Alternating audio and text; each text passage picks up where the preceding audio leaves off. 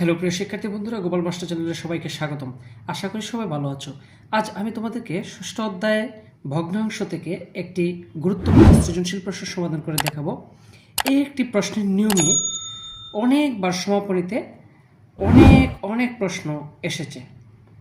যে কোনো বই খুললেই, যে কোনো গাইড বই কিংবা টেস্ট পেপার খুললেই দেখতে পাবে এই নিয়মের সৃজনশীল তোমাদের বইয়ে অবশ্যই আছে। প্রশ্নটি একবার দেখে নিই চলো। লিলু মিয়ার কাছে ৬০,০০০ টাকা ছিল। তিনি তার টাকার 2/1 3 ছেলেকে এবং 12/1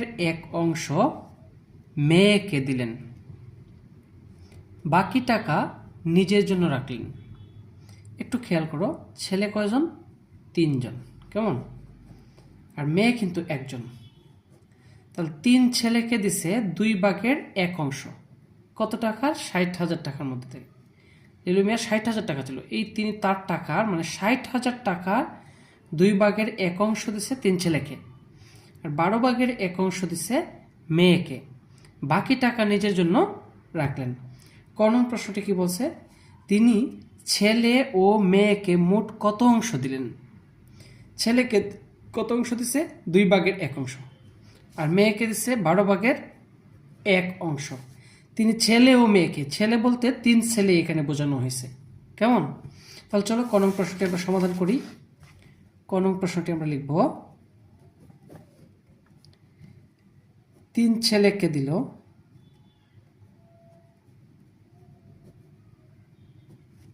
ছেলেকে দিলেন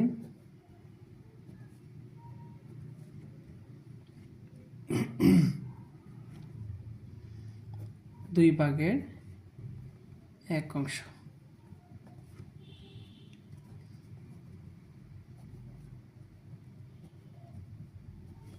মেয়েকে দিলেন 12/1।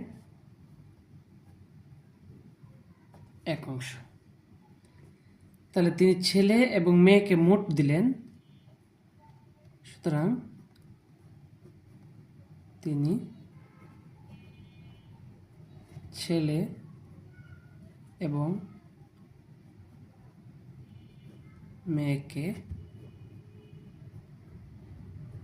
মোট দিলেন। মোট হলে আমরা কি করি? হ্যাঁ, যোগ। 2/1 যোগ 12/1। কেমন? এত অংশ। তো যোগ করলে, ভগ্নাংশের যোগ করার নিয়ম আমরা জানি। লসাগু নিতে হবে এই হরগুলোর। 2 এবং 12 এর লসাগু হবে 12। 2 দ্বারা 12কে ভাগ করলে কত হবে? 2 দ্বারা 12কে ভাগ করলে 6। 6 একে 6। এই হর দ্বারা এটাকে ভাগ করতে হবে। 12 দিয়ে 12কে ভাগ করলে হবে 1। এই ভাগফল দিয়ে 1কে গুণ করতে হবে লোককে। 1 একে 1। 12/6 আর 1 7।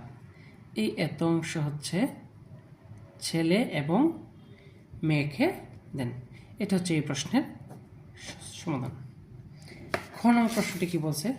খ নং প্রশ্নটি বলছে, তিনি ছেলে মেয়ের থেকে কত অংশ বেশি পেল?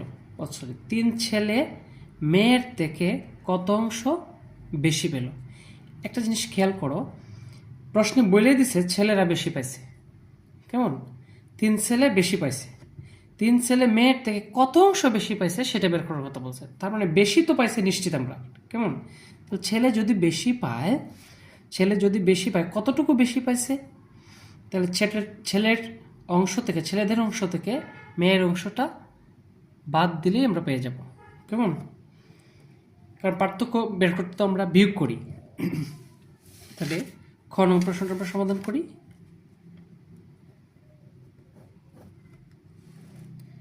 খ,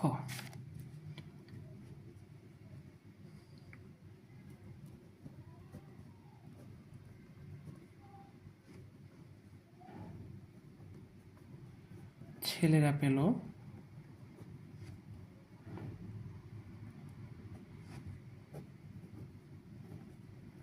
এত অংশ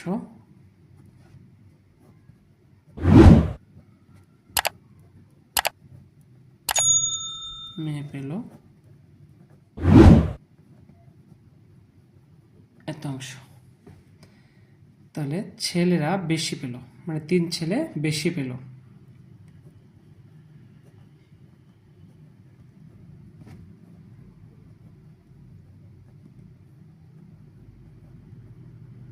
বেশি পেল, আমরা বাদ দিলেই পেয়ে যাব।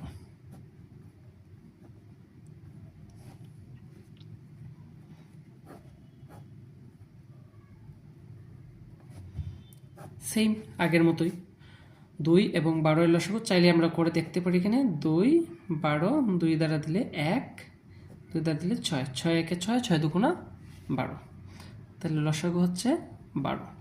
তো লসাগু নেওয়ার পরে কাজ কি, এই প্রথম ভগ্নাংশের হর দ্বারা আমরা ভাগ করব। 2 দ্বারা ভাগ করলে কত হয় 6, 6 দুগুণা 12। এই ভাগফল দিয়ে লবকে গুণ করতে হবে। 6 একে 6 বিয়োগ 12 দ্বারা 12কে ভাগ করলে 1, 1 একে 1,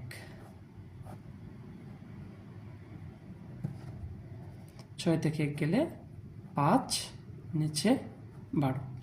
এই এত অংশ বেশি পেল ছেলেরা। এটা হচ্ছে ক নং প্রশ্নের সমাধান। এবার গ নং প্রশ্নটা আমরা একটু দেখি।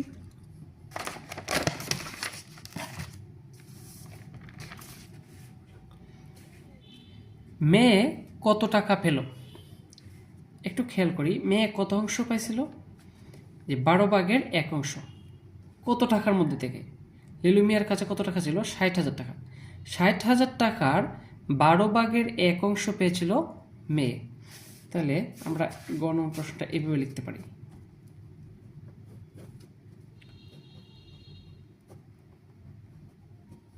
লিলু মিয়ার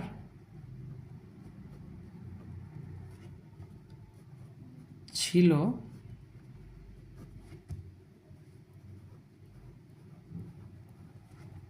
60,000 টাকা।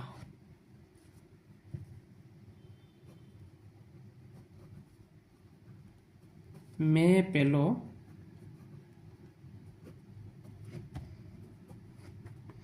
এই 60,000 টাকার, অর্থাৎ 60,000 এর 12 ভাগের 1 অংশ, সরি এত টাকা।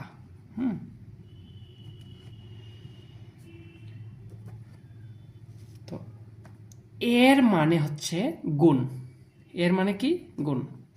তাহলে যদি এটা গুণ হয় তাহলে আমরা এটা দিয়ে ভাগ করতে পারি। এটাকে 12 দিয়ে যদি আমরা ভাগ করি, 60-এর মধ্যে 12 যায় 5 বার, 5 12 60, আর 3টা শূন্য, 5,000। 5,000 একে 5,000, এত টাকা। অর্থাৎ মেয়ে পেল এই 5,000 টাকা। এটা হচ্ছে গ নং প্রশ্নের সমাধান। এবার আমরা ঘ নং প্রশ্নটা দেখি। প্রত্যেক ছেলে কত টাকা করে পেল? প্রত্যেক ছেলে মানে 3 জন ছেলের মধ্যে 3 জনের প্রত্যেকে কত টাকা করে পেল। আচ্ছা, আমরা আগে যদি এইটা বের করতে পারি যে 3 ছেলে কত টাকা পাইছে, 3 ছেলে মোট কত টাকা পাইছে, তাহলে আমরা 3 দ্বারা ভাগ করলেই তো পেয়ে যাবো যে প্রত্যেক ছেলে কত পাইছে। কেমন? চলো গ নং প্রশ্নটা আগে দেখি। এইভাবে আমরা দেখি 3 ছেলে মোট কত টাকা পাইছে। তো 3 ছেলে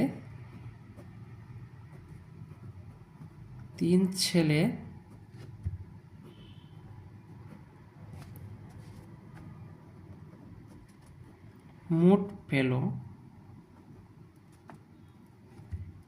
এই 60,000 এর 2 ভাগের 1, এত টাকা। কেমন? তো 2 দ্বারা ভাগ করলে 30,000, 60,000-এর অর্ধেক 30,000, অর্থাৎ 30,000 টাকা। এটা কয়জন? 3 জন মিলে পাইছে। এখন 3 জন যদি 30,000 পায়, তাহলে প্রত্যেকে মানে এক একজনে কত পাইছে? 3 দ্বারা ভাগ করলে বের হয়ে যাবে 3 ভাগ। অতএব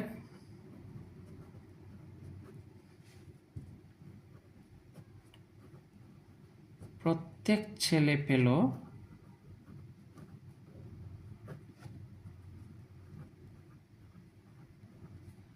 30,000 ভাগ 3 জন এত টাকা করে 3 দ্বারা ভাগ করলে 3 × 30 10,000 টাকা করে প্রত্যেকে পেল। কেমন? এটা হচ্ছে ঘন প্রশ্নের সমাধান। এবার ও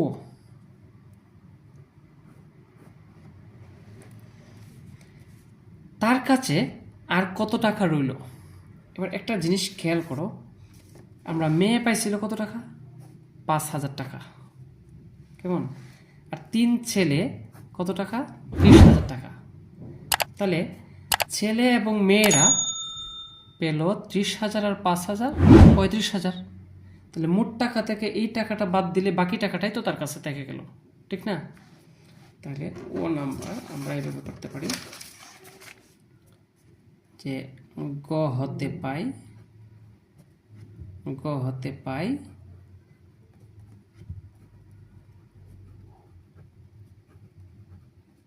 মেয়েকে দিলেন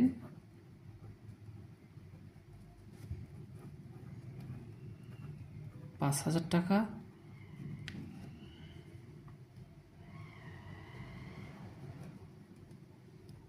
গ হতে পাইছি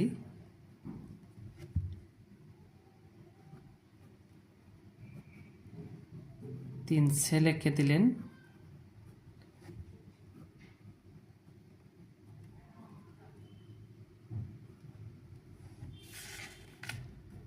30,000 টাকা।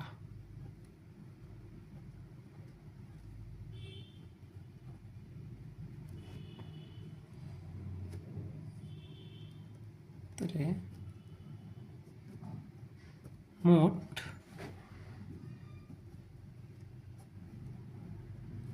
দিলেন কত টাকা? 30,000 যোগ 5,000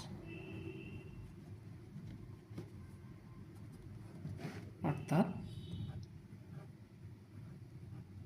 35,000 টাকা। এই টাকাটা দিলেন তিনি ছেলে এবং মেয়েদেরকে। তাহলে তার নিকট আর কত রইল? অতএব তার কাছে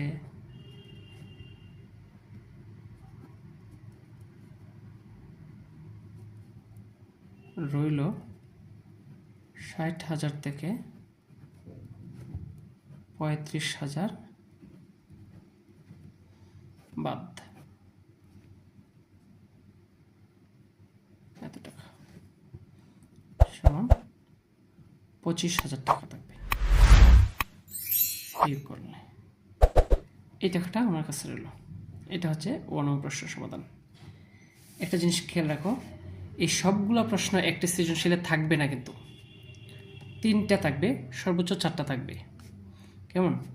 এটা আমি জাস্ট মডেল হিসেবে করে দেখালাম সবগুলো প্রশ্ন দিয়ে। এর ভেতরে এই প্রশ্নগুলোর মধ্যে থেকেই থাকবে। কিন্তু আজকের ভিডিওটি এখানে শেষ করছি। ভালো লাগলে চ্যানেলটি সাবস্ক্রাইব করে দেবে। ধন্যবাদ সবাইকে। ভালো থেকো।